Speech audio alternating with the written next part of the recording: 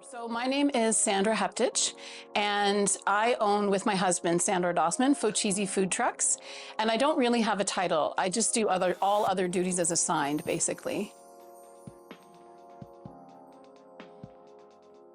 So Fochisi has been around for just around 13 years. I joined in 2023. And the work I do with Fochisi is really kind of a jack of all trades, but what I love about it is that I get to do things that are interesting to me. So I get to do all of the HR, all of the staffing and the training. I look after some of the accounting, which I don't love. I'd rather spend money than track money. But I also get to do a lot of the philanthropy. So a big part of what we do is giving money away to celebrate our success and to share with the community because it's important to us. And I get to choose where we put that money every year. That's an interesting question. I think what inspired me to get into sales and marketing is that I've always been a storyteller. So I took an English degree back in Halifax at St. Mary's University, and I always loved stories and what motivates people. And I've always loved the heart of the matter of what goes into people's happiness and things like that, and been connected to people. So from there, I got into insurance, actually. And there's a lot of storytelling in marketing and in lifestyle insurance and telling people stories and protecting what you love and those kinds of things. From there, I kind of got into the technical side of things, so website building and user experience, which I loved. And then I found out that I was a great writer. So I really, there's lots of things I'm not good at, but I can write, which I like because it comes in handy when you're doing all different kinds of things like social media, everything down to, from Instagram all the way through to writing blogs for LinkedIn. I learned about leadership at a very young age because I always worked in service. So I worked selling coffee. I worked delivering newspapers. I've always worked. I worked as a babysitter. Then I worked as a camp counselor and a sort of a staff director at a camp. And I learned a lot about leadership and leading through example by leading other people. I was naturally drawn to leadership. From there, I've always just raised my hand when there came opportunities. I like to take risks, and I am, a little bit bossy and a little bit opinionated, so it made it easy to take leadership roles. I think that the biggest call for me to leadership is the inspiration and just the value I get out of seeing other people succeed.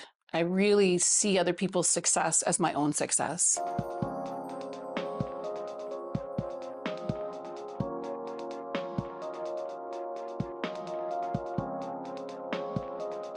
This is a tough one because I don't really collect awards per se. I more look at it how my team does.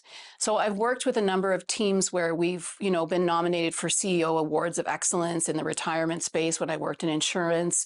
I worked with teams who delivered beautiful websites on time or, advisors' tools that we used in the financial industry. And I think from there, I took that out to Fochisi in a way that I wanted us to be recognized for what we were doing. So when we were so honored to be nominated for awards with the Chamber, I really put my heart and soul into that, into sharing our story and what sets us apart. And not because we wanted to, win Employer of the Year or Small Business of the Year, but more because we wanted our staff to be recognized for what they do.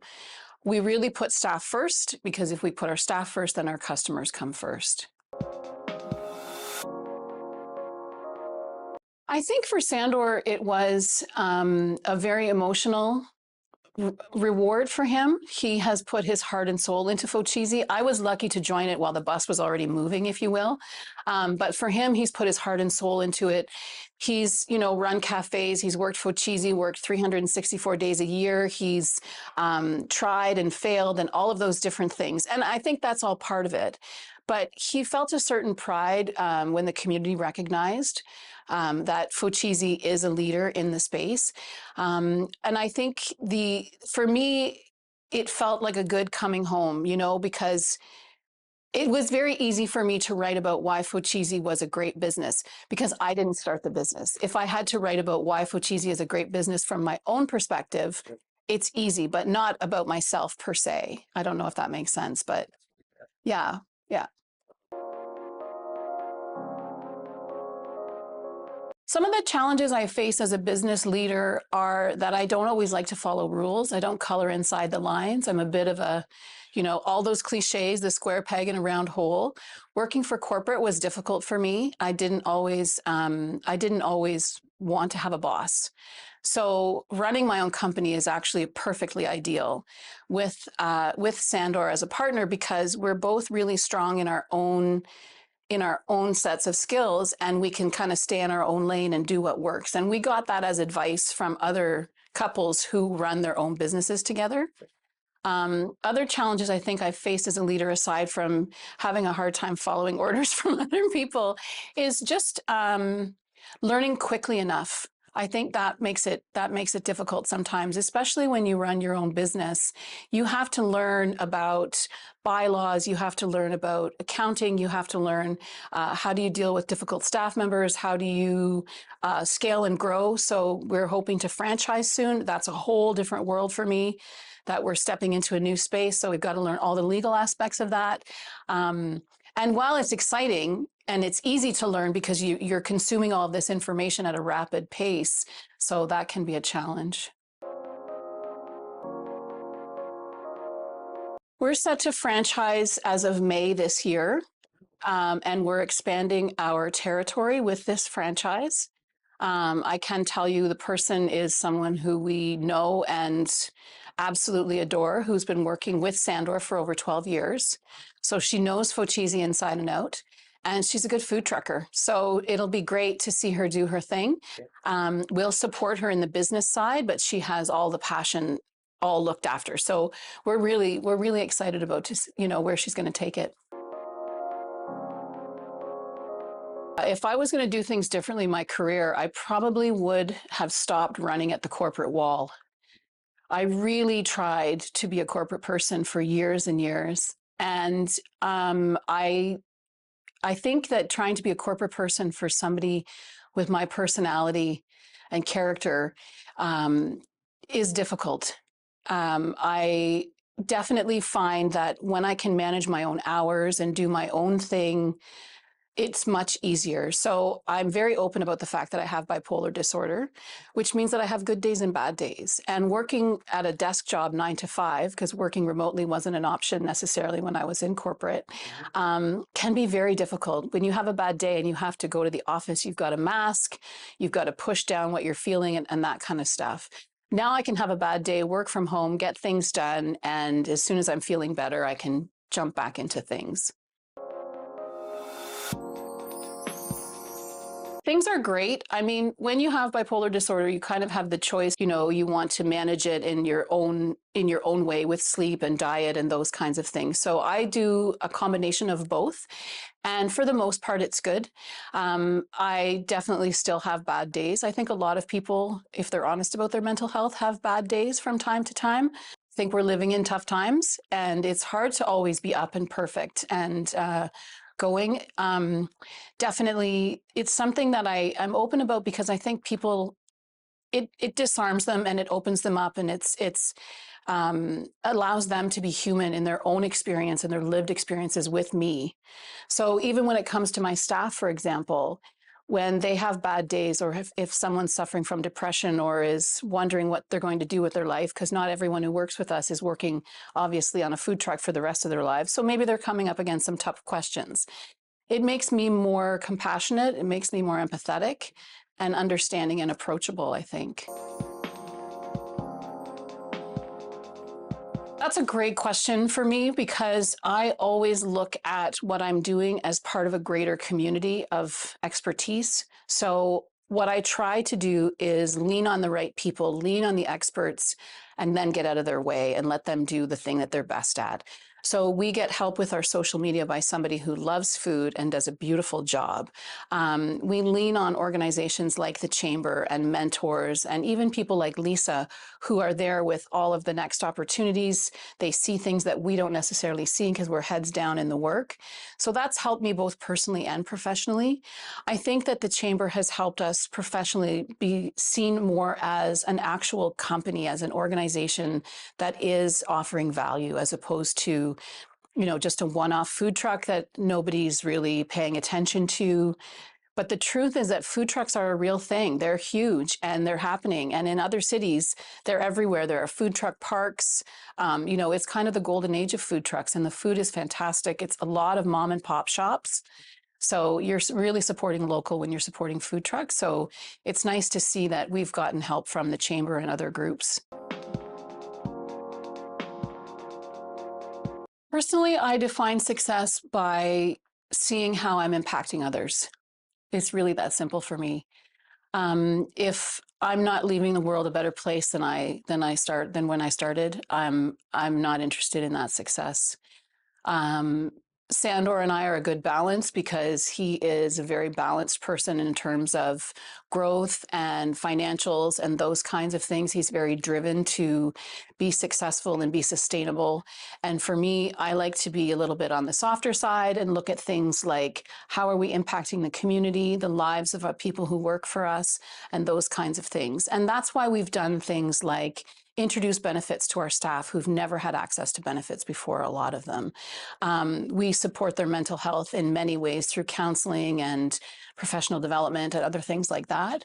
And we know we're successful at the end of the day because we have a good team that's like a family, and they stick together even outside of work, and that makes us really happy.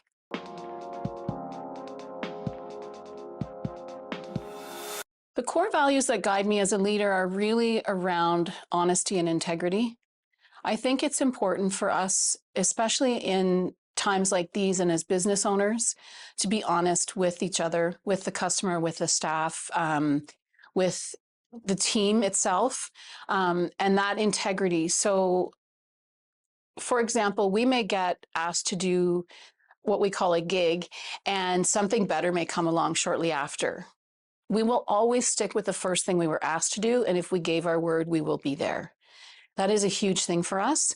It's not always the easiest thing. It's not always the best thing in terms of our financials down the road, but our integrity ensures that if we say we're going to be somewhere and we're going to do something, we do it. And we ask the same of our staff.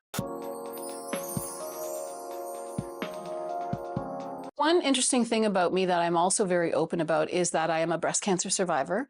I was diagnosed when I was in university at 29 years old, which was quite devastating at the time. I was a single woman living in Halifax, and I was pretty surprised, to say the least. But it's actually been, in its own strange way, a gift, because it's taught me resilience. And it's also taught me that sometimes you don't need to learn some of the hard lessons. Life is hard enough. You don't need to get cancer to learn those lessons. But it's helped me understand other people and help them see light through their own illness. I think a lot of us are living with different things and carrying different weight. And it's probably been one of the gifts of my life in an odd way. For us, building a strong team means investing in people early and often.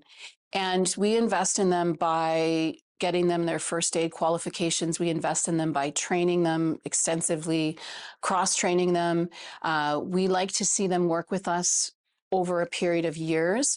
So, for example, we'll invest in someone who's a high school student and has never had a job, and they'll learn how to do different things on the truck. So they'll learn customer service, they'll learn team management, team playing, how to clean. They'll learn all of these different things. And then they'll learn first aid. They'll learn eventually how to drive the truck if they want to, those kinds of things. We've helped people financially. We've helped people on our team go off to school and come back, and supported them in their hours and that kind of stuff.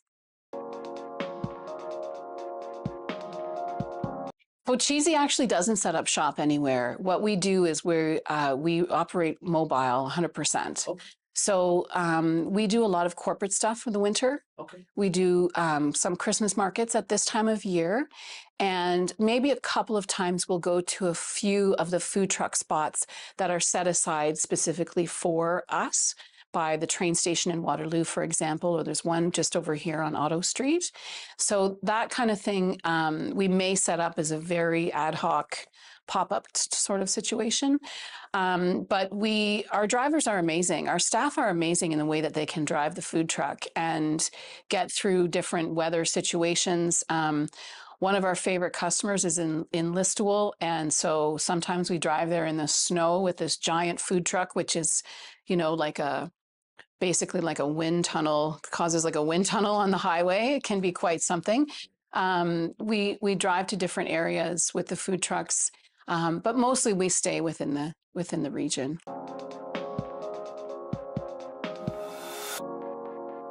To me, the advantages of working and leading in Waterloo region are really about the amazing economy, the diversity of the population.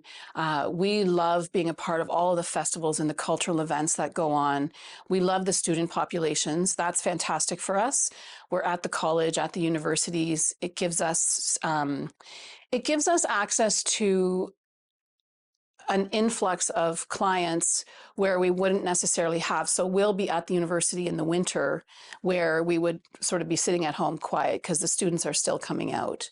Or it gives us access to staff during a time when we really need them, which is in the summertime, right? From sort of mid-April to the end of September.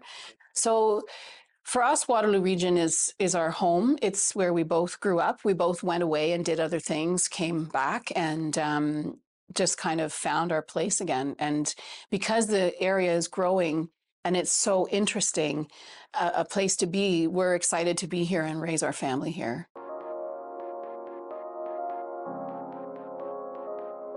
I think I'm inspired by my family in so many ways because they're probably at the crux of everything that I do. Definitely Fochisi family is inspiring to me. My more intimate family and family that I've sort of created through friends and other things also inspire me. I have 3 great kids. So I have 2 boys, one 11 and one 13. And then I just had a baby this summer. So she's 3 months old. And really, it's about seeing who they're going to be and how positively they're going to impact the world. Sandor is my second marriage. And I really believe getting married and having children is an act of hope. So, it's an easy time to be negative about the world and feel like things are not going to work out. But we choose hope and we sort of stay inspired by that.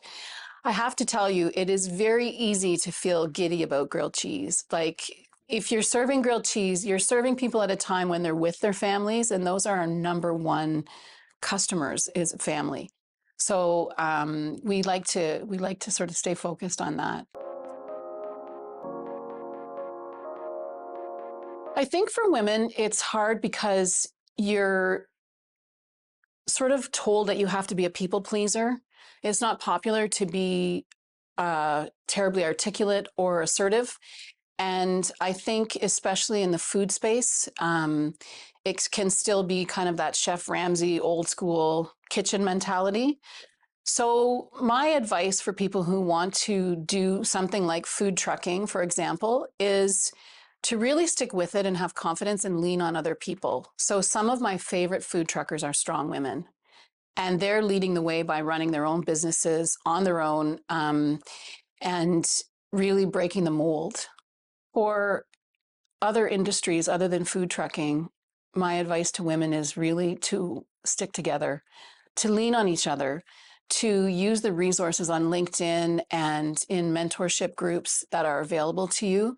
Be in spaces where it's safe to be a woman and to hear from other women what it's like. I think to have your friend group is really important. That will, your ride or dies. I think you can have those in business as well. Someone who will tell you and hold you accountable if you need to check yourself, or that you need to maybe try taking another risk, and it's okay. They're there if you fail. The queen fixing your crown, as it were. I think that's really important to find those people, because positions of leadership can be very lonely. Positions of leadership can be a space, especially as a woman, where if you're leading diverse teams, you can make unpopular decisions, and you can go home at the end of the day depleted and second guessing yourself. But if you have that crowd who will support you and say, you know, you've done the right thing, and even when you haven't done the right thing, I see where you were coming from, try again tomorrow, it's okay. I think those things are really important to have women in your space. Our goals and aspirations for Fochisi and for my career are really about seeing other people have the opportunity to work for themselves. I think that giving people a leg up by working with them to franchise, as opposed to maybe other franchises where the price of admission is so high and so difficult. With Fochisi, because we are the type of people we are, we're supportive. Sandor helps other food truckers all the time, whether it be you know, somebody needs to borrow something, or somebody's having a technical problem, wants to know about a festival, should they go, how their Square point of sale system could work, that all of that kind of stuff. We support our whole community. So I'd like to see us do that franchise opportunity where we can help people who are small business owners really have the opportunity to get out there and not work for somebody else. Another key area that we're hoping to work on this year is to expand our geographical impact. So right now we really are in the Kitchener-Waterloo region, some Guelph, some Cambridge, a little bit in Woodstock, but we like to further out what we're doing. And that is really, for us, spreading out on a geographic front is really about sustainability. So if it's slower sometimes in July and August, September and May and June are our busiest months. So in July and August, what we've been doing is driving out to Lake Huron, so Port Elgin, Southampton, and some of those places, and getting known there in their festivals, which are great. And with everyone sort of staying in Ontario more this summer than ever, we found that we had great success by just making a little bit of a further drive.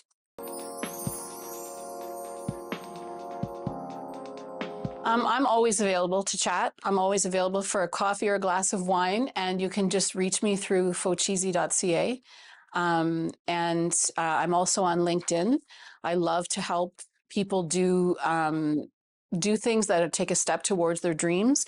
I've also worked with people who do transitions in life, going from, say, corporate to a food truck was a huge step, right? So I have a friend recently who just lost his job, and what I've done is tried to help him and coach him on how to rethink his own personal brand so that he can get hired outside of his scope.